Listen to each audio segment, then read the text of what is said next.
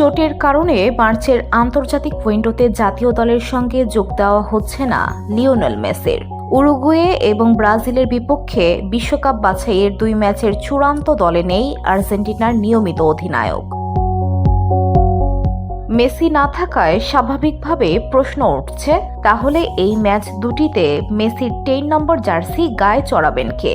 2005 সালে আর্জেন্টিনার জার্সিতে অভিষেক হওয়ার 4 বছর পর 10 নম্বর জার্সি পান মেসি।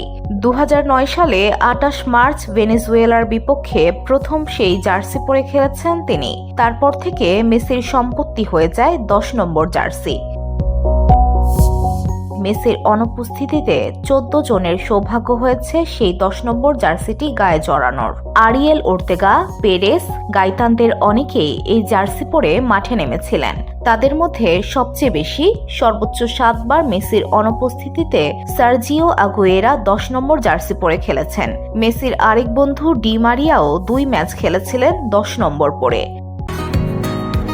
বসুন্ধরা, উত্তরা, বনশ্রী, কুড়িল ও বাড্ডা সহ রাজধানীর বিভিন্ন স্থানে অভিজাত ও অত্যাধুনিক মানের ফ্ল্যাট কেনার এক নির্ভরযোগ্য প্রতিষ্ঠান প্লেজেন্ট প্রপার্টিজ লিমিটেড।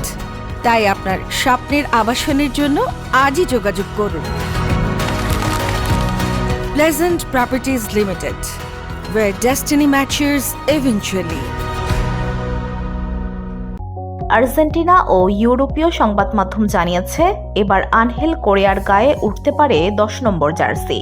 যদিও মেসির অনুপস্থিতিতে কেউ 10 নম্বর জার্সি পরেননি এমন দৃষ্টান্তও রয়েছে, তাই কোরিয়াই 10 নম্বর জার্সি পরে খেলবেন তা এখনও নিশ্চিতভাবে বলা যাচ্ছে না।